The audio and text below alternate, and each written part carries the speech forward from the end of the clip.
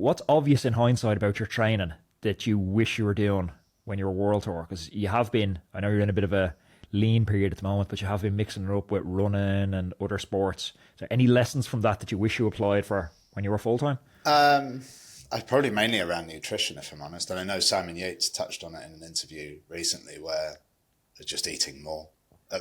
Eating more at the right times and less at the right times. So less about eating more about just eating at the right time. Like the macro timing of it. Yeah, just the amount of like pre-breakfast riding I used to do, and it was always just the failure I used to feel like when coaches would be like, you need to go on like a low carb sort of 4-hour ride, and I just feel like death, and I might like bail on the ride at 3 hours feeling like a failure because my body wouldn't let me run on just fat and protein. There was very little I could do to turn that round. And you hear stories of other pros doing like intervals on just a black coffee for breakfast, and I was like, I can barely get out of bed without breakfast. And hindsight, knowing now I was feeling like a failure unnecessarily. Because the tail end of your career was the nutritional pendulum swung towards Froome eating smoked salmon and scrambled eggs and avocados up on Mount Ada. Froome telling us he was eating smoked salmon and avocados. Yeah. You reckon it was the smoke and mirrors? I think a little bit. Yeah. I think I got a feeling Team Sky Ineos knew that there was an element of everyone copying them. So they're like, well, if we just release some, this is what we're doing, but it isn't actually. Maybe we're leading everyone else down there. Interesting. I must chat to David Dunn. He's the nutritionist in Ineos. I'm not sure how long David's been there, but he built the Hexus app. Have you used this yet? No. Hexus is the app. I think by the end of the year. About it, yeah, like half of the World Tour or something. I think are on it. Jumbo aren't on it. Red Bull aren't on it. Is Astana on it? I don't know.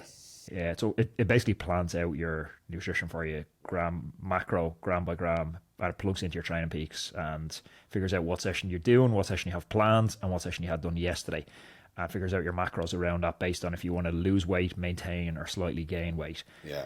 Shocking amount of food you need to eat. It's wild, isn't it? And that's unbelievable. Yeah. I know I say I don't know. It's like nutrition within Astana is not my area. I just know every single rider has their own set of scales at every meal. And I asked Mike Toynerson about them. I was just like a casual, like, Christ, this has changed for the better from when I was racing. And he was like, it's there to eat.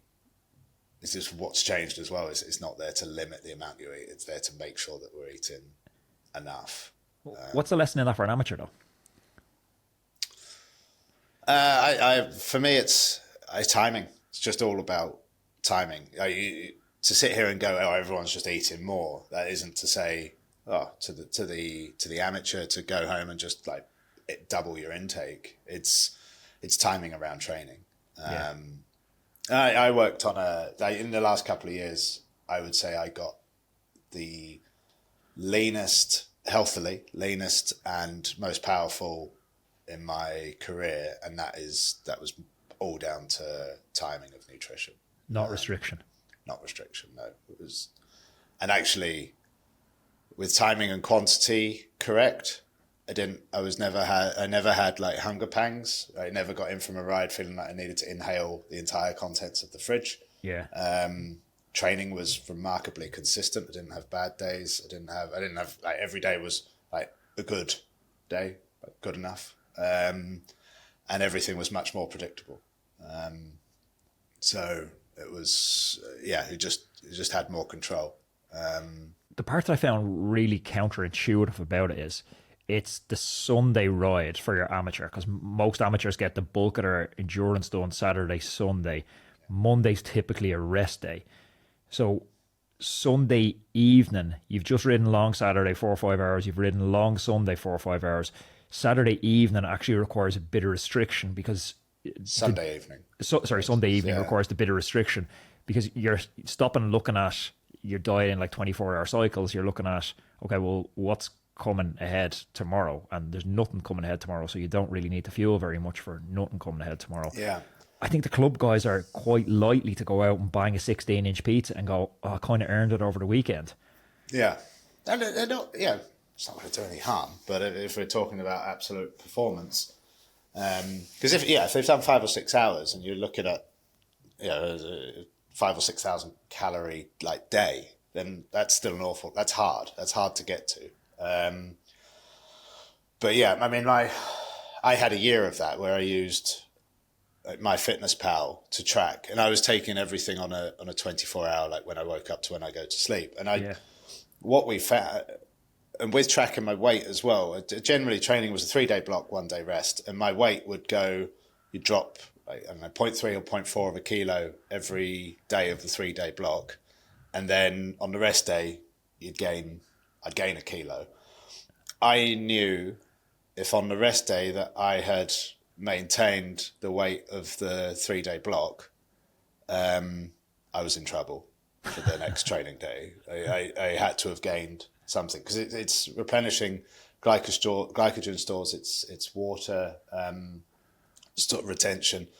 So what I was doing was taking everything. I was doing exactly that. I'd have like Sunday, for example, Sunday would be like a big 5-hour day. And if Monday is a rest day, like Sunday, I would be trying to get my MyFitnessPal up to a minus 500 calorie deficit maximum, like no more. Yeah. So I'd be doing all my eating after the ride. And then I'd be like, right, Monday, that's an 1,800 calorie day. So it'd be mostly protein and fat. And then I'd just be flat as a pancake on Tuesday in terms of training, because I haven't replenished any glycogen stores. Now, what I spoke to a nutritionist in Oregon who kind of just changed my thinking. Isn't this what all the pros are doing now? And it's that to start thinking just always 3 meals ahead of training. And there's possibly an easier way of doing it than a 24-hour cycle. I haven't used the Hexus app, or I think Jumbo Visma have one as well. The Food Athlete's Doctor. Kitchen or something like that. Something like that, yeah. I used to just think 3 meals ahead. So if I'm training, like say Saturday, Sunday, Monday, Saturday's a big day, Sunday's a big day, Monday's a rest day. Like Saturday, do my training ride. We're going to have high carb, have my recovery drink, high carb lunch, high carb dinner, high carb breakfast, big training day Sunday, recovery drink, and then you're on the low carb. That then it's kind of, you said your day finishes at your recovery drink, and then your next day starts at your meal after your recovery drink after training. So it actually becomes quite intuitive when you think about it the way you explained it there. You're thinking that 2-3 meals ahead cycle. Yeah. But where I struggle with it a little bit is for somebody, the club rider who's trying to cut weight, someone who's trying to lose 5-6 kilograms, it can feel quite counterintuitive to be tucking into bigger feeds than normal while trying to lose weight. Yeah, I mean, I guess there's if you're fueled right, because I mean, people love to eat, people love food. It's a big topic of conversation for probably 80-90% of the population in economically developed countries is trying to eat less so that they can lose weight, but a love of food. Yeah. If you are well fueled, you will be able to exercise harder. You will burn more. So you kind of enable. You will enable more food, if that makes sense. But then when it's time to restrict, you really restrict. And I think that's it. It's just more polarized, isn't it? It's like when it's time to eat, you bloody well eat. And when it's time to restrict, you can restrict without fear. Do you think those GLP-1 antagonists, your Ozempic, are going to creep into cycling, or are we past that era of temptation for that stuff around food? I think I'd like to think we're past that. I don't see I think the knowledge is so. The knowledge of how to do it whilst training efficiently is so good that if riders if riders are needing to do that, then don't know if pro cycling's the place for them. If we're Wouldn't talking good for about, Jan Ulrich though. Jan Ulrich could have won 6-7 tours with Ozempic. just to add to the the cabinet of whatever it was going on. Yeah, untested how the Ozempic could go into the mix. Yeah. Still looked great though. So, he did. Yeah. Oh, that's Well, you know when he gets in shape, those pictures at 98 tour, him and Pantani climbing. Pantani's in the Uno X kit. They're just like iconic images of Ulrich. They don't make humans like that anymore. No. It's that was an era, wasn't it? Peak masculinity. We have 3 long-form podcasts every week. Some of them are 90 minutes or 2 hours long. And I realise you're busy. Sometimes it's hard to cut through the noise and figure out the signal, figure out what the important parts are of these conversations. So I've taken your feedback, and once a week I'm delivering to your inbox a newsletter called The Saturday Spin. It's a 4-minute read or less, and it's going to break down the very best thing I've learned on the podcast this week. So it's insights from the biggest names in the world tour, physiologists, sports psychologists and coaches.